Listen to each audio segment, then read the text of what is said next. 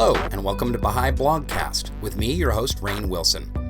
This is where I interview members of the Baha'i Faith and other friends from all over the world about their hearts and minds and souls, their spiritual journeys, what they're interested in, and what makes them tick. Enjoy.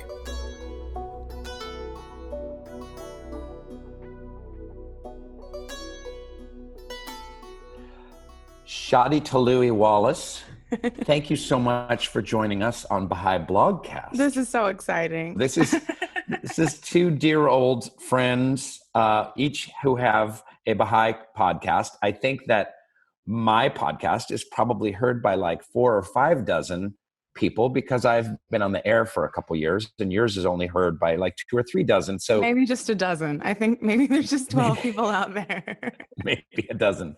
So all in all, we might get up into the hundreds on this thing.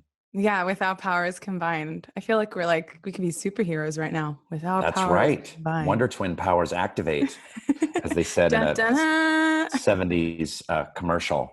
I want to say, though, for the record, that you have a way cooler title for your podcast, Cloud9. How'd you come up with that?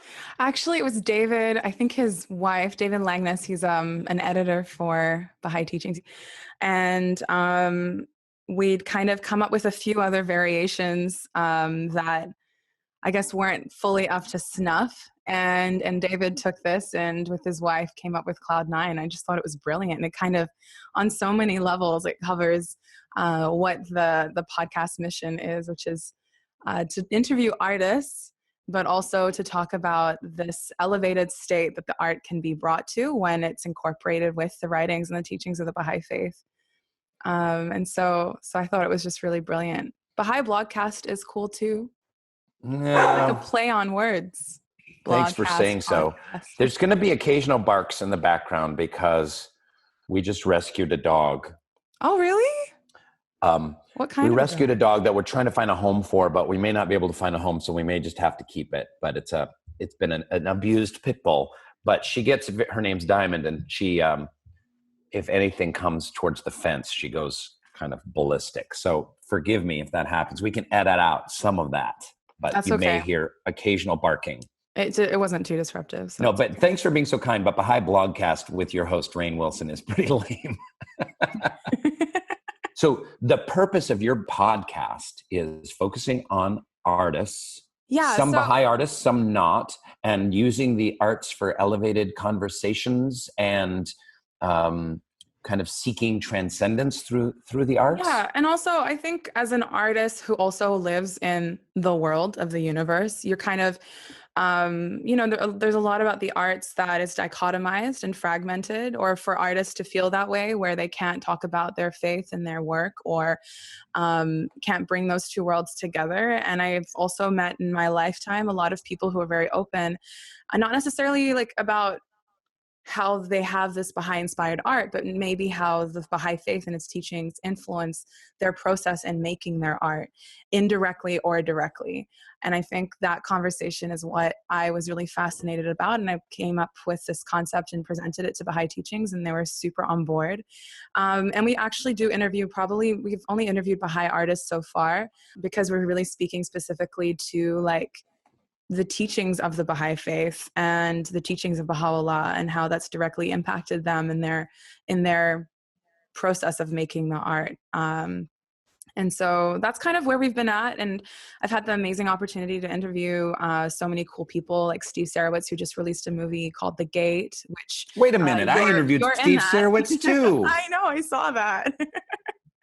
I know, I was like, Inception. We have the same pool of resources. We should talk about that. We should plan that. No, that's cool. And then I've interviewed Mitali Shakabanda, who just released a project in Massachusetts, a jazz project, and Layli Tofik is an amazing ceramicist. And another dear friend of mine, Ruha Fafita, who lives in Australia, but she's a Tongan Tapa artist. And I was really interested about Indigenous art and the community-based approach to that and how it brings people together and is formed through consultation. Wow, that's... Yeah, and like this attraction to beauty and the importance of striving for excellence in our work. I've got some more interviews coming up with Celine, this photographer from France who talks about beauty and unity and diversity. And I interviewed this other Delton. He's from the Bahamas and he's a ballet dancer in Toronto, and got the opportunity to interview him. So, and another one that I really loved was Louise Prophet de Blanc, who is a First Nations storyteller. So these are all kind of coming up, and I interviewed Jack Lenz last week about his music. And so there's some really cool stuff happening, and I'm really excited for this to develop and grow, and I'm totally learning as I go. Oh, that's fantastic. That's really exciting. And people can find yours on where all fine podcasts are found, and also on Baha'i-teachings.org. Yes, that's right. We haven't got it on Spotify yet, but we're hoping to. But for now, it's Baha'i-teachings.org, and also the Apple iTunes. So far, so good, Shadi. I've always admired you because you've had one foot in the secular world. You're a great musician and singer, songwriter. You performed in bands, and you've performed in the the secular world.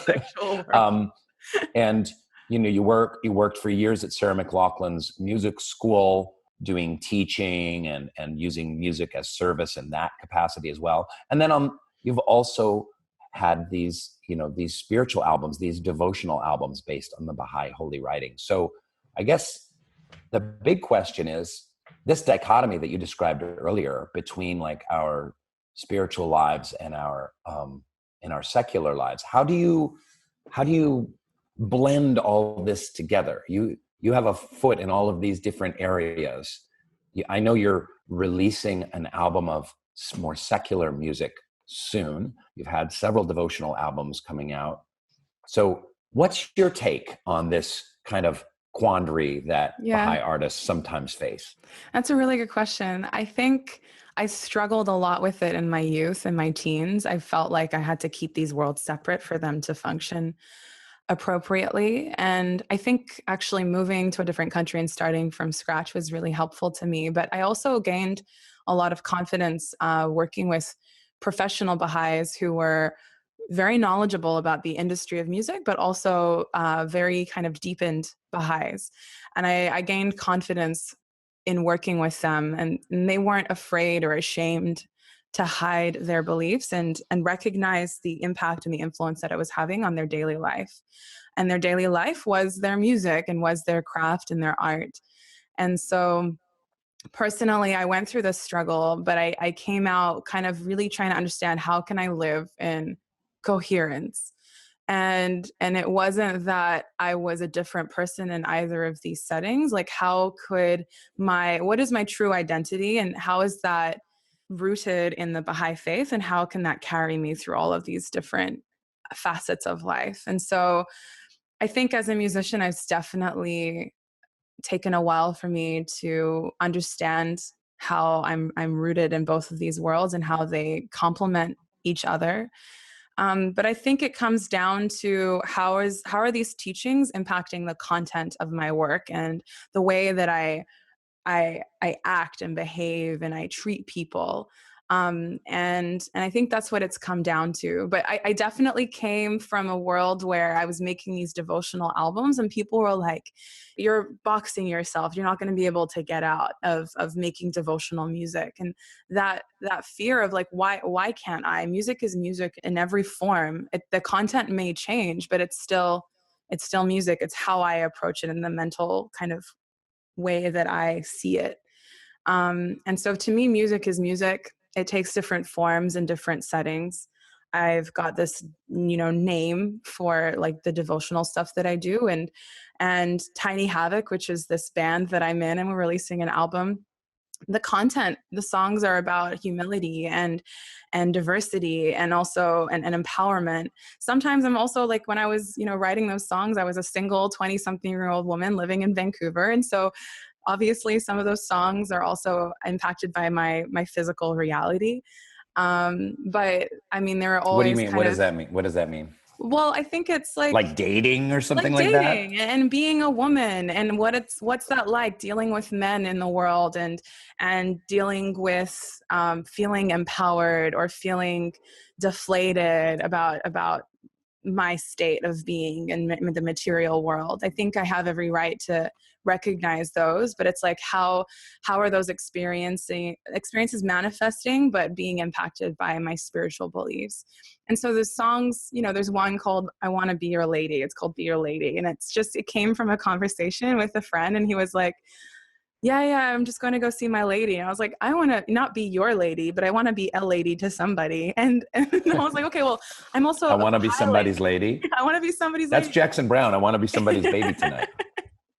Right. So yeah, it kind of stemmed from that. I was like, I'm a Baha'i. I'm a Baha'i first. And then I felt like that was my spiritual identity. And then my physical identity being a human woman that was in her 20s, I think that came secondary. And I think as Baha'is, we always strive to recognize our primary identity as our spiritual identity.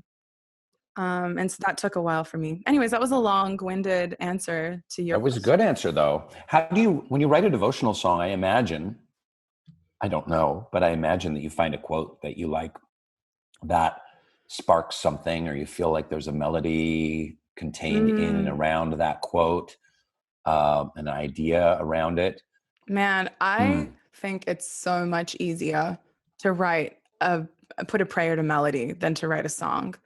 I think I've maybe gotten comfortable with it because that's where I started.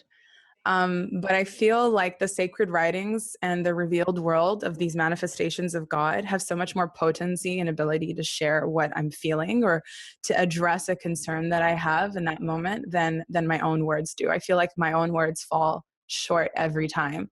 So I don't see myself as a songwriter, but I just see myself as this kind of physical channel that's taking these writings of my faith and making them unique with my own voice and interpretation. But in a practical sense, I pray every day. I try to pray every day. And I'll find these words and these hidden words and these sacred writings. And sometimes it's just a portion of a longer prayer or a longer tablet, but it'll have like a metaphor or some sort of imagery or word that sparks something, a melody. But I'm not a trained musician. I didn't go to school to study music. I studied in a high school, and I've always been around crowds that have pursued it as a profession. But for me, I come from a very kind of simple approach where I have a couple chords that I'll use, and I'll try and match them to the melody or to the concept that I was hearing in my head when I was reading these prayers.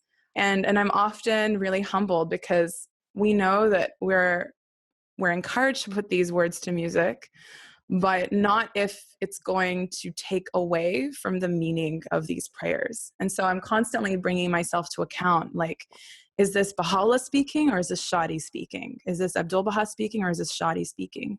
When I find that I'm putting myself first, then the message of the prayer itself kind of gets lost. So I'm constantly doing this to and fro of like, okay, how much of this is magnifying the word versus magnifying me?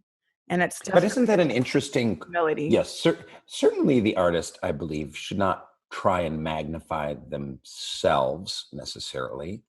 But, it's interesting because you're the lens that is expressing this holy theme or these holy words. I think about the Renaissance painters. You have two contemporary artists, for instance, in the Renaissance, where you had Michelangelo doing the Sistine Chapel, and you also had Raphael doing his portraits of the saints. And they're very, very, very different and done at the same time. But the artist can't help be kind of contained and expressed at the same time. I find that to be an interesting facet of the art, that the artist cannot completely remove themselves from the work. Do you know what I mean? Yeah. There's definitely like an element of themselves that's still in there.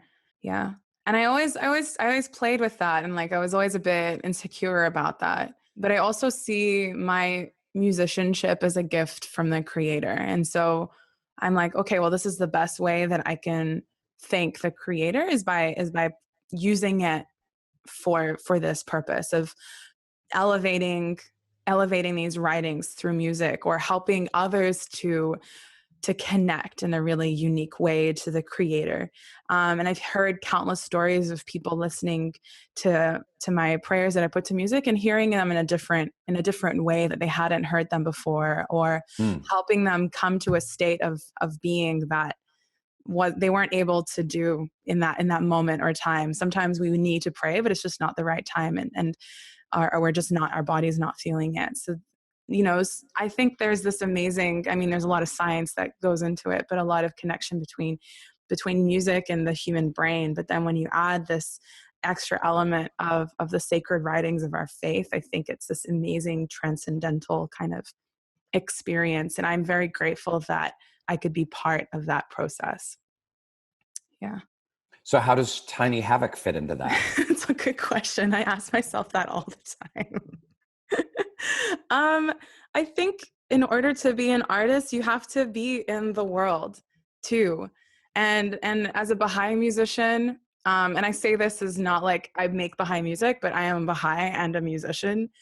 I think there's not a lot of people out there doing the same things as I'm doing and exploring the same ideas. So I have to also be in the world of music. And I think working with Tiny Havoc and such amazing musicians, they're all so talented. I've learned a lot about musicianship and also the process of collaboration. Like, I've always been the main person in my own solo projects. I'm always by myself. And so working with a team of people and learning about that collaborative process, and there's such humble and amazing consultation-ness. I don't know what the word is, but they're really good at consultation. And I think we've also learned a lot about, because we worked alternate hours. Like, I was working as the administrator of the Sarah McLachlan School of Music, and they were all teachers. So my hours were during the day, and their hours were in the evening. When the kids finished school, they would come and join the after school program. And so our hours were completely opposite. And so what would happen is the boys would be in the classrooms jamming, and then one of them would run up to my desk and be like, Shadi, we've come up with something.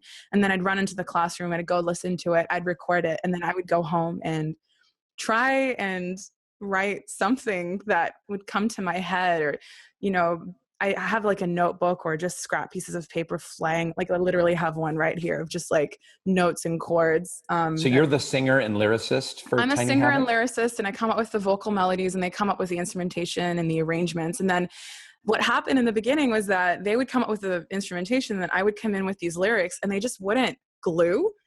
And we had to learn, like, oh, it's a process of developing together. Like, they come up with a couple licks, and then I come up with a concept or some sort of lyrical idea, maybe a couple lines, and then it slowly builds. But it took like 3 years for us to figure that out, because we just didn't allow the time for it. But I think we have a groove now, and yeah, we're going on our first tour in a couple weeks, which I'm really pumped about. But it's really been a huge learning experience and process, because like, I can't just do whatever I want anymore. I have to run it by the 4 guys, and I can't decide how I want the album cover to look. It's a team effort, and everyone's playing their part. And I have to say, I don't do as much as I should, because I get so distracted with so many other things. Like podcasts. And also, like, there's a huge, great youth movement happening in my neighborhood right now. And we're helping out so many youth and learning how they can serve their communities. And so sometimes that feels more urgent than writing a song. And so that's probably where my challenge comes, is like learning how to balance the needs of my the spiritual condition of my environment and my neighborhood versus my own needs to play this music, which feels a bit selfish sometimes. Yeah. Well, I would encourage you to not think of it as selfish, because if you're uplifting people by the hundreds or thousands or tens of thousands, transporting them, entertaining them, creating works of beauty and poetry, and even just fun, in this day and age, that is a tremendous service. Thank you. Yeah, I have to just reconcile that in my brain. And that's me, that's my own limitation. And I'm creating that fragmentation and that dichotomy. And I recognize that.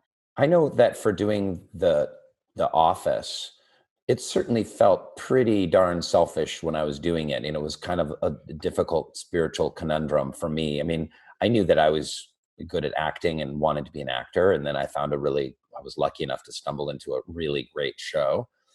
But afterwards, it's been amazing because pretty much every week I run into someone or meet someone who says, "Thank you so much for the show. I was recovering from a brain tumor in a hospital and it brought me laughter." Or someone else will say, "My family was really disunified, but we always get together in the office is something that we can watch together." And just realizing, yes, besides the kind of like mindless, like distraction and entertainment of The Office, and you can, people binge watch it a lot and just kind of like tune out from their lives, and they're either going to play Candy Crush or watch The Office, and sometimes they choose The Office and sometimes they choose Candy Crush. So there's that aspect to it too. But when I hear these stories of the positive impact it's had with people, the inspiration it's given people and the solace it's given people, then I feel a little bit better. But you mentioned before very briefly about the youth work that you were doing and the exciting work in the neighborhood. So besides having Tiny Havoc and having your career as a Baha'i devotional music artist, in your Baha'i I work, like that I know title. you do. I don't know. Yeah, I should make a card. Baha'i devotional music artist. That can be on Shadi your Toloui-Wallace. Twitter page. But what kind of work are you guys doing in the neighborhoods in Vancouver? I know when I was working up there and visiting up there, there was a lot of exciting work going on. But tell me about it. Where are you working? What are the populations, and what are you doing with them? Yeah, so I live in a part of Vancouver called Commercial Drive, and What a gorgeous name! Yeah, right. Commercial Drive. It just evokes elm trees and blossoming flowers business. and auto glass stores. And It's actually really beautiful. I mean, you know better, I think, than most people, but today is a gray day. But there are many sunny days too as we approach summer. So Commercial Drive, it's very beautiful. It's a very kind of, I look outside my window as I speak, but it's a very diverse community. Originally, it was a very Portuguese, Italian community. And as more Indigenous people moved into Vancouver, into the urban setting, a lot of them settled in Commercial Drive. So it's got a very high number of Indigenous peoples, Indigenous people to Canada, and a lot of housing complexes for Indigenous families to live in. And so over the years, it's become very gentrified as well. Commercial Drive, there's a lot more young families moving in. It's a slightly more affordable area of Vancouver, which has got quite a housing crisis on its hands. It's becoming very unlivable. The cost of living is very, very high here. So people are kind of coming out to Commercial Drive, and which is still quite expensive, but it's relatively more affordable than a lot of other parts of Vancouver. And it's got a main strip, and there's lots of cafes and restaurants and grocery stores and markets, and people come from all over the Lower Mainland to get produce and stuff like that. So I'm just giving a picture of Commercial Drive, and the work here that we're doing. There's about 4 teams of us that live and work and serve in this community. And so so in a way, you're almost like a home front pioneer, like people moving to that community to kind of work in that community. Yeah, definitely. And I think over the 7 years of living on this street on and off, I've seen huge transformation in the changes that I've witnessed in the community, and also transformation in the activities has been really, really great. Last April, we received a message from the international governing body of the Baha'i community, the Universal House of Justice, and it asked us to access the widest cross-section of individuals and invite them to the 200th anniversary of the birth of Baha'u'llah, the bicentenary, which was happening in October. And so we all kind of came together as a neighborhood, and we were like, how can we do this? And we identified kind of 4 populations that there were a bunch of us that were working with. And so we kind of we've fractioned off into these teams that was working with these populations, and my team and I had already been working with Indigenous populations, children and youth, and so my team kind of decided we were making this a focus. And we had this huge celebration at the Aboriginal Friendship Center, which incorporated the arts and dance of local Indigenous communities. And we had, not even local, we had people from the prairies doing powwow singing. We had people from up north do, families come and share, Nishka dancers come and share their Indigenous dancing. And we had storytelling and welcomes from all of the chiefs or from the nations that we live on, which is Tsleil-Waututh, Squamish, and Musqueam territories. And so we had representation from these territories and welcoming us and thanking us for the work that we do in these communities. And so that kind of evolved more into like, okay, we have this huge population of people that want to be empowered, that want to learn how to serve their communities and want to study more about these concepts of justice and oneness and unity. And so how can we do that? And so we started to look to the youth to engage them in developing their capacity to help us serve these populations. And so what has happened, or what's taken shape over the last 6 to 8 months, has been these pockets of youth in local high schools that are coming together in the evenings to study this material called the Ruhi Institute. And they're learning about concepts of prayer and our true nature and what is the soul and how can we feed the soul and how can our soul, once it's been fed, serve other souls. And so we've been learning about this and learning how to work with youth, and kind of gained, quite a few youth that want to also make a change in their community, and they see the struggle and the poverty and the daily kind of difficulties that families and children and youth experience here in East Van, and they want to directly impact and change their communities. And so we've been working with these youth, and it's not just like a one-off thing once a week. It requires, and I'm sure you know this working with Lide, constant communication and constantly being in their lives and working with them and learning what their reality looks like and how they can live this life of coherence where they're going to school, they're studying, they're trying to pass their exams, they're applying for university, they're dealing with stuff at home all the time. Mm-hmm. And then how do you integrate service? And now, okay, we'll take all that and now help other people. There's a group of us that are learning about how to accompany these youth so that they can live in this world, but also live in coherence, because these youth are all recognizing their capacity and they're recognizing their ability to serve others and the power that they have to contribute to the betterment of their world.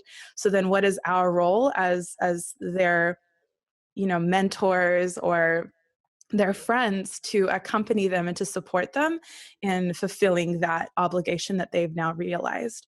So it requires a lot of time and effort. And I think being a musician and also working with websites like Baha'i Teachings offers me the flexibility to then go and, if the youth calls me at 10 a.m. and says, I need you to pick me up and take me somewhere, I'll be like, yep, sure, no problem, because they're going to a children's class or something like that. And I think it's being readily available and opening your home, like having this place that I live become a center of activity has been so huge and an amazing opportunity for me to serve. I mean, it doesn't take much to literally open up your home to host youth, to plan a children's class or to plan a junior youth group. Well, it's so exciting what you're talking about. And it's such a different, I think for the Baha'is that are listening, it's such a different mode that the community is in, where it used to be, let's find the most charismatic Baha'i to give a proclamation event or a fireside. And then hopefully some people declare, and that might have worked in like 1975, and they sign their Baha'i card and say, I want to be a Baha'i. And then they just kind of start coming to feasts and stuff like that. And that whole mode of interacting with the public, it just doesn't work anymore, because it's, let deeds, not words, be your adorning. We have to walk the walk. So what you're describing is, you're not just teaching the faith. I meant there's a little bit of teaching that goes on as you do the Ruhi books, but books are not meant to teach the faith. They're meant to kind of deepen on the faith and deepen on spiritual themes and create community. but that how much work it takes these days to integrate people in our lives and be friends with them and be loving Absolutely. Building a companions with family. them. Yeah. And I have to say that like these youth come with, everyone comes with baggage. I come with baggage. These youth come with already like strong identities, whether it's indigenous or Muslim or Christian or, Indian or Chinese or whatever. Like they're coming with these identities that have been developed. And rather than say, no, you can't, you have to get rid of all of that. It's like, okay, how can we strengthen these now so that you can be the most confident person that you want to be, to then contribute and give back to your community. We're not asking them to leave everything at the door before they come in, because, Indigenous people have struggled to hold their identities for hundreds of years, and we can't come in and say, bye, you have to put that aside and get rid of it or whatever. Like, how are we going to help and enable, empower these youth to now be like, okay, you're Indigenous. What are the beautiful things that you can bring, that you can give back to your communities and strengthen and develop your communities and the families around you? And so that's been really, really exciting to learn about, I think. And we're not the only community doing this. There are communities, hundreds of thousands of communities doing this around the world. So I'm just one person that's sharing one significant experience to me, but our listeners should know that this process is underway in every community around the world. You spoke a little bit about having, arts and bringing in artists. What other ways do you weave the arts into this work? Because, the Junior Youth Spiritual Empowerment Program and the work with the youth is supposed to incorporate sports and socializing and the arts, as well as the book work. I think and service. a lot of and service. Thank you. And I think a lot of Baha'is mistakenly are like, we'll get them all together, dash off a few prayers, and try and get a couple chapters cranked out on these books. Yeah. And that's kind of the focus of it. And when it doesn't work, it's kind of like, well, we did it. What else are you doing? Are you doing sports? Are you doing arts? Are you doing service? Because the book work is only part of the equation. Definitely. So I was asking more specifically about the arts stuff that you guys are doing. Yeah, because I don't run to save my life. Someone else can do soccer or throw a frisbee with them. Obviously my strength is music. And so it was really interesting to watch them become more comfortable with this idea of prayer. Like, prayer isn't something that everyone does. They commune with a higher power when they need something or they want something, but to actually sit down and make a space that's reverent and respectful and where you're communing with your creator, I think that was a really difficult concept to grasp practically. And so making music a part of that journey was really wonderful. And literally every week we start with prayers, but I have a list of prayer songs literally behind me on a green piece of paper. And those are the songs that they've all memorized. And these are writings from the faith. And we'll pick a couple of those and we'll start off with some of these prayer songs, and really growing comfortable with the revealed word of God through music has been amazing. And also next step, which we're working on, is developing and writing songs inspired by the concepts that we're studying. And this is already taking shape in South America. They've been exploring how these concepts that we study in these books can translate to song for almost 10, 15 years. So we're kind of just getting into that now. But I think that's the next step for us, is to learn how we can translate and further understand these concepts through writing lyrics and writing songs that are personal. And then also we do a lot of... Are some of these songs, do you guys write together or... We're starting to. A lot of us that are mentoring have thought about it and created spaces where we can write these songs together. And I've been a part of a few other spaces where we talk about this idea of coherence, or this twofold moral purpose that we kind of learn about in these programs. What kind of songs can we write that would relate to the youth, that the youth would be attracted to help them internalize this idea better? And so we'll kind of sit and come up with ideas, but the goal and the hope and dream of mine is to come together with these youth that are now engaging in acts of service to write songs about their service and what motivates them and what they're learning about. But we also do painting. We've done a few children's festivals where they've had to learn a craft to then teach the children.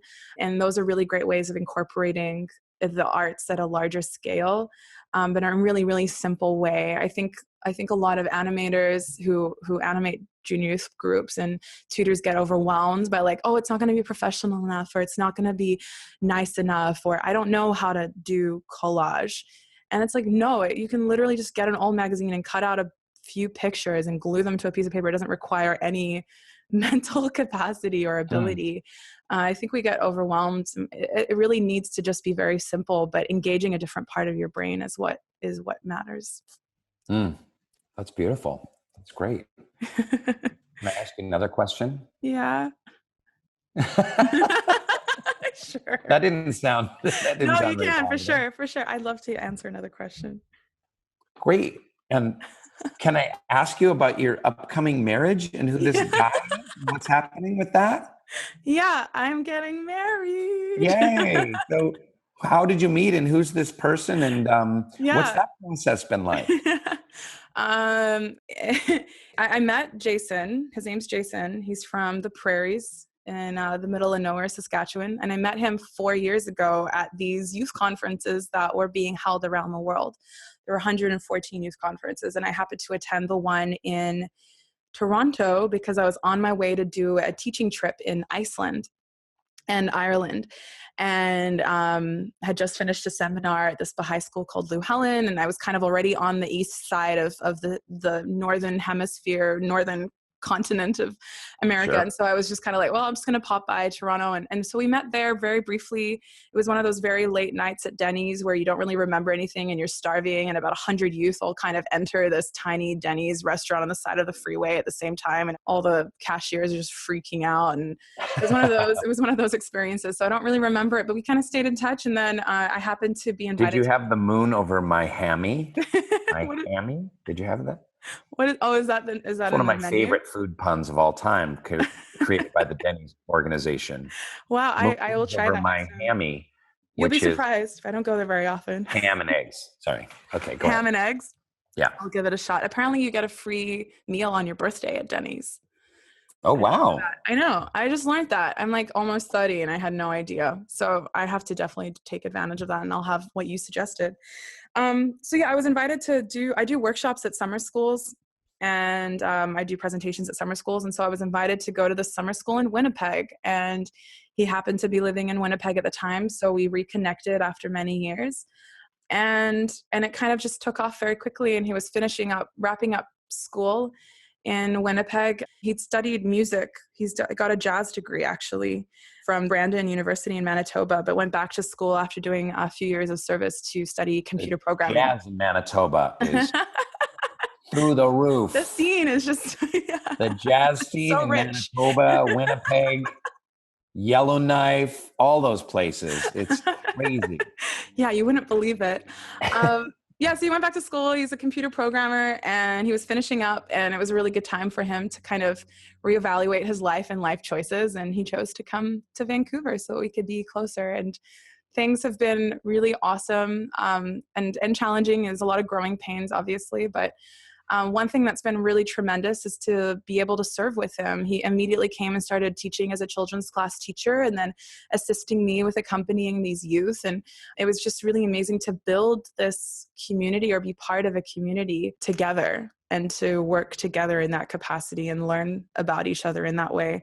And so he proposed to me in the middle of the Wes Anderson film Isle of Dogs about 2 months ago. In the middle of it? He turned to me and he was like, "I'm ready." I'm like, "You ready for what?" And he whispered, he said something that I won't share, but it was really sweet. And it was basically like, "Will you marry me?" And I was like, "We're in the middle of a movie about stray dogs." He was like, "Yeah, I thought it'd be memorable." And so then we stayed for the rest of the movie, but I don't remember anything that happened afterwards. I have to go see it again. Well, and then we left this concept of Baha'i courtship, because obviously the number one thing that we know, Abdul Baha teaches us is to become acquainted with the character of the person. And right. When I hear about successful Baha'i courtships, it usually involves serving together, because you really get to know someone's character when you're serving and working with them, because service is hard, and you're using a lot of different skill sets. It's organizational and it's artistic and it's working with people and it's collaborative and it's such a great way to get to know someone. Yeah, and there are some high stress situations. Like the bicentenary was a huge production, and a lot of it fell to me and a couple others to put together at a very. I know we'd had many, many, many months to plan, but obviously in true fashion, things get left in the last minute. And so he really supported me, and we really supported each other in that very stressful time, but with so much joy and excitement. And I was like, I do really want to spend the rest of my life with someone who will take something like this and be joyful about it, because it's for us, but it's for Baha'u'llah. And I don't know if it's successful yet. I mean, it's been successful so far. Hopefully it'll be successful for all the worlds of God. But for now, it's been a really wonderful, wonderful journeying and learning experience. And I think Baha'i courtship is, a lot of people are like, how do you date as a Baha'i? And I'm like, I don't know, but serving together has definitely been, and really being with each other in a lot of spaces where we're thinking about these ideas of like, how can we contribute to our community? I think that's been really, really huge for us as a couple and our growing. It's so hard because dating in the contemporary model is difficult to do because when you go on a quote unquote date, you're presenting your best self, right? Mm-hmm. So if you're going out to dinner with someone, then you're going to be charming and articulate and present the best sides of yourselves, but you're not showing, your character defects in that kind of context. But working and in service, you start to see the other aspects of the person that, you're tired and you're working late and you get to see the real them emerge, because I think so often divorces happen because people just in the courtship process, they only got to know the positive qualities of the person. They didn't see the whole package.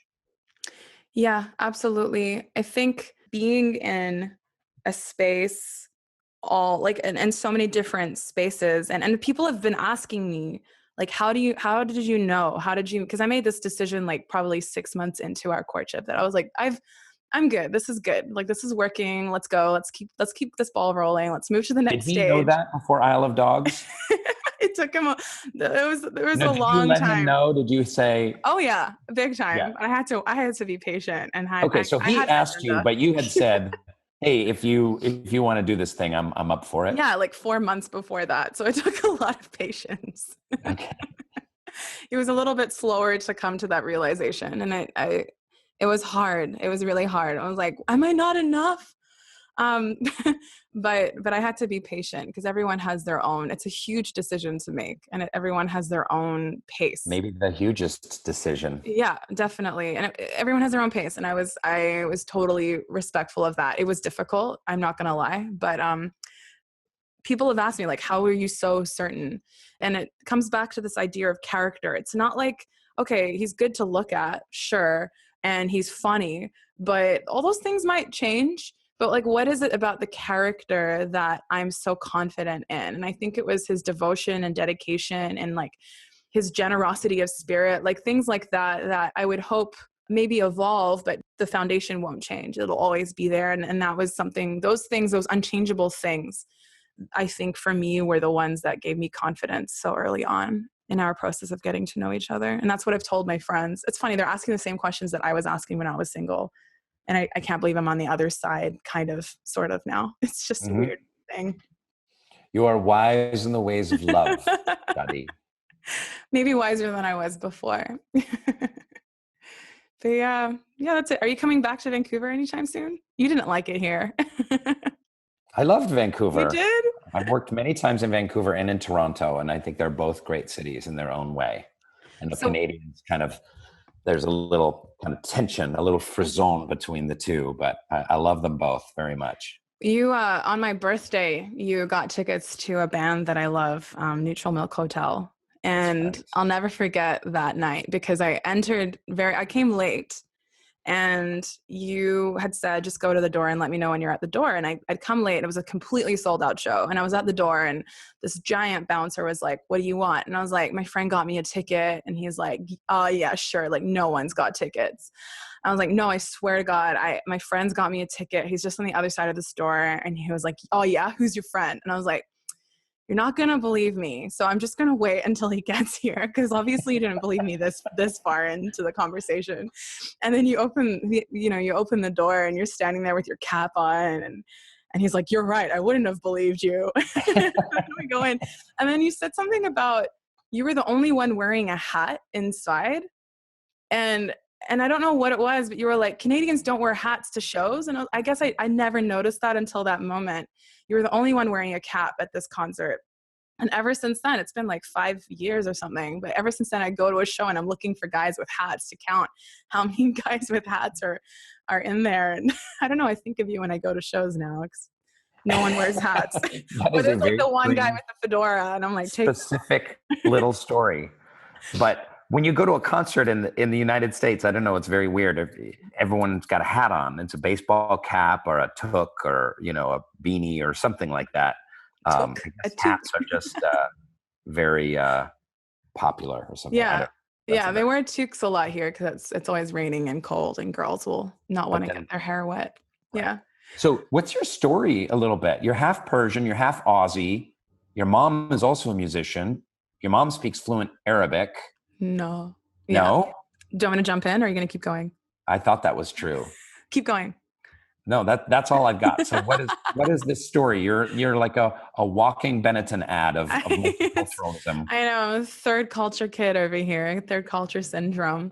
I'll share that my mom's Iranian and she moved to Canada before the revolution when she was 15. And she went to high school here and got her diploma and became an architect, an interior architect. And then my dad was Australian, born into an Irish Catholic family and grew up in a very, very strong Catholic boarding school and on his own discovered the Baha'i Faith while he was fishing in the South Island of New Zealand. And my mom had moved down to Palo Alto. And was he fishing and then he came up and the hidden words was on his fish hook? That's what I pictured. No.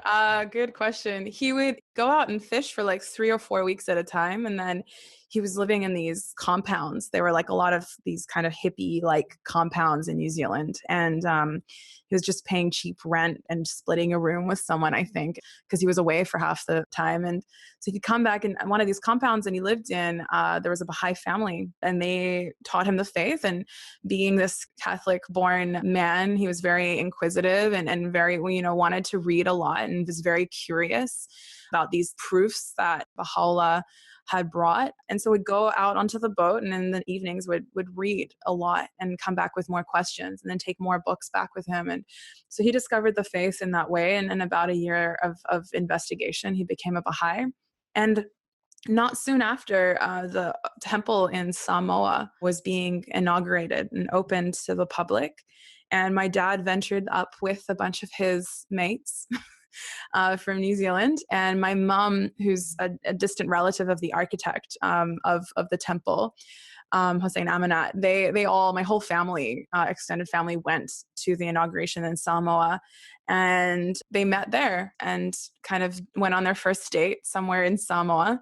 I think it's Apia, and stayed in touch. And my mom went back to Palo Alto when my dad was in New Zealand and came to Canada to meet the family. And they got married 2 weeks later. And then I was born in Sydney, Australia, not long after that. And my sister was then born in Sydney. And then my family got asked to volunteer in the Baha'i World Center. And so we moved to Haifa, where my first written language became Hebrew.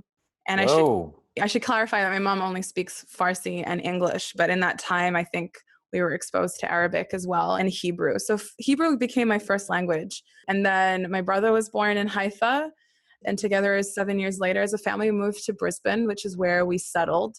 And I had a really difficult time settling in. I was bullied. I didn't really fit in into the culture there. Why were you bullied? I had this weird accent. Persian Hebrew girl. Yeah. who moved to Brisbane. I said And they're like, "Oi, hamburger mate." instead of hamburger, and and my accent was really weird, and I looked kind of weird. I had hairy legs. I wasn't blonde and blue-eyed, and I guess we didn't have a lot of money because my parents were volunteers for like 7 years, and so we didn't have all the nicest things, and that kind of set me apart, I think. And I was also this creative weirdo. Like people would get me to draw horses for them and then not talk to me for like weeks. And so I was kind of really a bit of a loner in elementary school. And then in high school, I decided I was going to reinvent myself. And I became this like fashionista muso kid. And then I kind of started to find my little mojo and my groove. And I was born as an Australian citizen, but I always had this Canadian passport or citizenship that I'd never activated. And I got this letter when I graduated university. I actually studied business because I wanted to be an artist, but I wanted to be an artist that maybe made some money. And so I tried How's that working out for you? I don't know, not so good.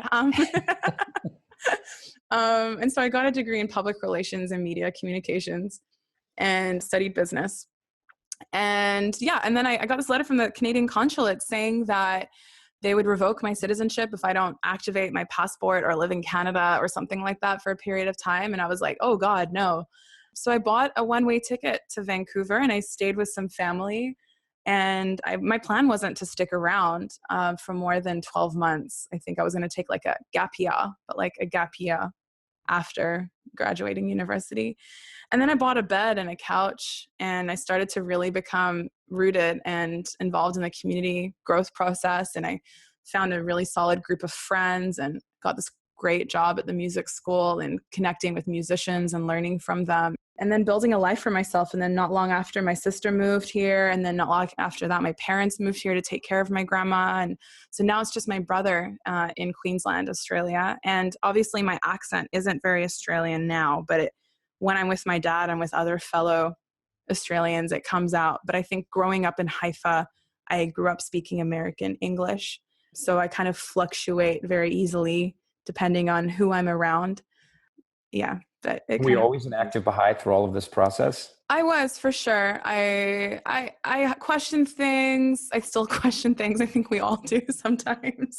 But I think I was always very confident, and I'm always asking my parents, like, what is it that you did? And I think this inherent, and I think I say this in a very positive way, this inherent fear of God that I developed. And it wasn't this fear that I was like, I had to confess my sins, or this fear that I was going to hell if I made this decision. But it was like, my parents can just trust in God, and I can trust in God and hope that I'm protected and hope that I'm confirmed. And whatever decisions I make is between me and my creator. And I think that ultimately gave me the strength and the confidence to adopt this faith for my own. But I was always very active in the youth movement and in the activities that were happening as a youth and as a child. And my parents were always very active, and we would serve a lot together, which definitely helped. And you were a very musical family. Did you guys sing together at the dinner table? We would create a lot of music together and spend a lot of time playing music. And my mom has this most amazing voice. And she would sing to us all the time. And my dad would expose us to Van Morrison and Katie Lange and Simply Red and Seals and Crofts and Simon and Garfunkel. And my mom got into Mariah Carey, I was exposed to a lot of great musicians and a lot of great music that definitely influenced me. So my parents, both not professional musicians, but definitely have a knack and a talent. So you mentioned God there a little bit. What's your relationship to the creative energy, the divine consciousness, the great mystery? I think it's the divine confirmer. I think we have this element of faith that guides us, that gives us hope, and believing in something higher that is divinely going to make decisions for me. Gives me the detachment and the strength to just keep looking for those confirmations, but to keep moving and to keep creating work and to keep trying new things and meeting new people. Because I feel like if my ultimate goal is to serve the creator and in manifesting his teachings of oneness and unity and justice, then I'm ultimately going to be confirmed in my decisions. So I think it's like this higher power that protects me and guides me. And I don't know if it's a she or a he. I don't know if, they're what they look like, but I believe in something greater that guides my creative and physical process and purpose. That's pretty good. Thank you. Pretty good. I might use that. I might steal that. That's beautiful. Thank you. I just came up with it right now, but it was a good question to ask. Well done. Thank you. So Baha'i Blog does a series called the Studio Sessions, and you've helped with these before. Mm-hmm. And it's a pretty exceptional project that Nason Naragi has spearheaded. There's 150 that have been published so far in 30 different global locations and 20 different languages of grassroots music. So any thoughts you have on like just people making music? I just love it so much because it's someone with a guitar or someone with a piano, and I love it. I love that it's want to make highlighting people to sing. They're not trying to be professional musicians. Yeah. I love it. I think there's a place for music in every setting. And I believe, and I've kind of created this model of like, there's 3 different kind of modes of musicianship in community life. You have those who are, the highest level of excellence. They're striving to create music as professionals and make a living off of it. And then in the next tier, you kind of have those who are using it in community building, in whatever capacity, either through writing songs inspired by the teachings of Baha'u'llah, or they're putting the sacred writings to music. And then you have like the 3rd tier, I believe, that is youth that are making music for themselves, but to feel creative and feel that bond and that connection with some sort of higher power, but maybe not necessarily has this approach of a community building exercise, but it could evolve into either of those 3, either of those tiers. And so I believe that there's a place for all of these, and they all have the ability to support and build each other up.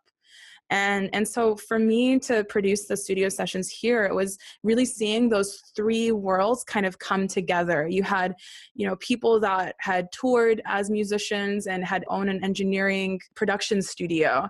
And then you had them working with people that had written songs in large groups, or put the sacred writings to music in large group settings. And then you had some youth that had come out from a very remote community, rural community, that had never worked with a large number of people. And we're learning through all of these different processes and developing their own skills. Those Baha'i Blog studio sessions are a really beautiful way in uplifting people and creating more resources for Baha'is to access Baha'i-inspired music and media, and also for those themselves that are contributing to learn from those experiences and develop their own skills. And I think the studio sessions are promoting the importance of music. And I think we won't know how important it is or why we need it until there's just more out there. And I praise Nason and Baha'i Blog for creating a space just to have more of it available and readily available for people online to access it. And it's so different than the SoundCloud work that everyone does when they want to be discovered and they want a music deal and completely they want to record, they want to put their stuff on YouTube and get huge number of likes and, be on this is literally music as service, like, and a music as an expression of the heart. Like, here's a beautiful prayer. I'm going to set it to music. I know I'm not a professional. At a gathering, we're going to sing it together. We're going to build community through it. And, I had some quotes here about music, and I love this one by Abdul Baha. And he says, although sounds are but vibrations in the air which affect the ear's auditory nerve, and these vibrations are but a chance phenomena carried along through the air, even so see how they move the heart. A wondrous melody is wings for the spirit, and maketh the soul to tremble for joy. And Shoghi Effendi says, it is the music which assists us to affect the human spirit. It is an important means which helps us communicate with the soul. And you think about a broader context to view the creator. And you think about this miracle that we have these ears and they have these little crystals and hairs inside our ear, and a little membrane that converts it to neurological impulses. It converts it literally to electricity so that we experience it in our brains in the physical world. But that these vibrations can be happening in the air, literally in the oxygen, Mm-hmm. in nitrogen and carbon dioxide that's out there. And then it goes along and hits these little hairs and these little crystals, and it converts it to electricity. And then it communicates with our soul and uplifts our soul. It makes our soul to tremble with joy. I mean, that's a miracle. That's unbelievable. And that's God given. Like that it's a miracle. It can Yeah. only happen with the creator. And it's a miracle that's done through science. Right. So there's a science of music, Mm-hmm. and that is valid. And that's also miraculous in itself, but it's so obviously as a sign of God on earth, of that transcendent power to have these impulses cause our soul to tremble with joy. Yeah. Yeah. And so those channels, like you said, and creating spaces where music could be shared for people to be able to experience that. That's definitely a miracle. Well, Shadi, this has been so much fun. I'm Yeah. really a huge fan of your music. And do you think that you could share a song with us? Yeah, And for with sure. our listeners before we end the podcast? Yeah, I'd be more than happy to. Okay, awesome.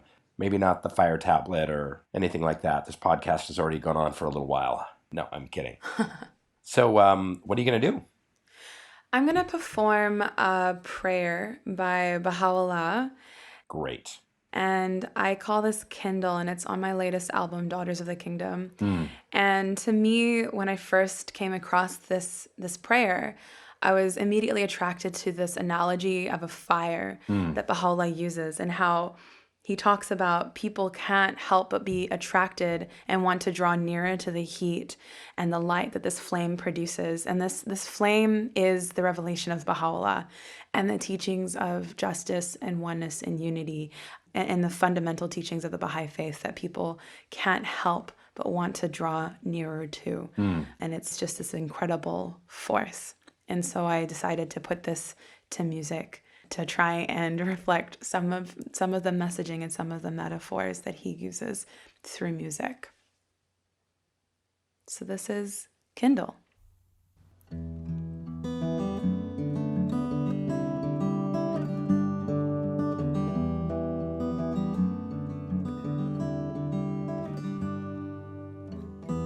I know not, oh my God, what the fire is which thou didst kindle in thy land.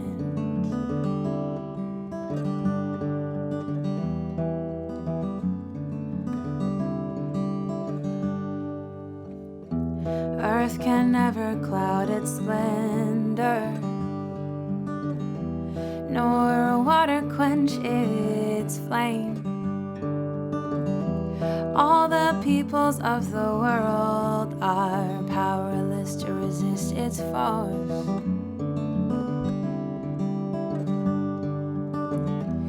Great is the blessedness of him that hath drawn nigh unto it and heard its roaring.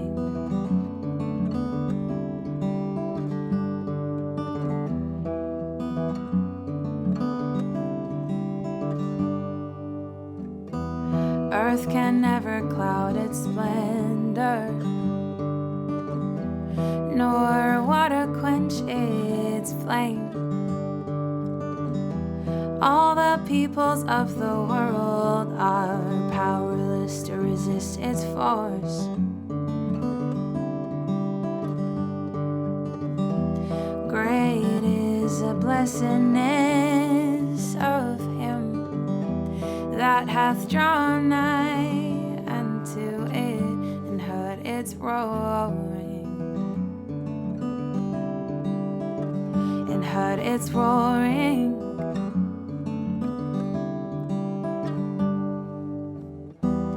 I know not, oh my God, what the fire is which thou didst kindle in thy land, kindle in thy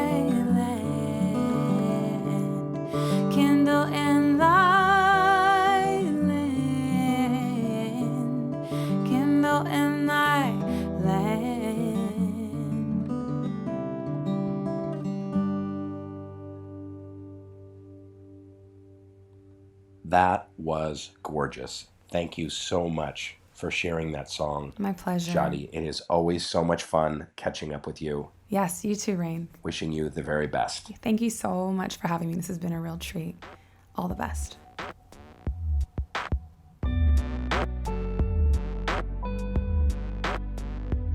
Thanks for listening to Baha'i Blogcast. Hope you enjoyed the episode and the conversation.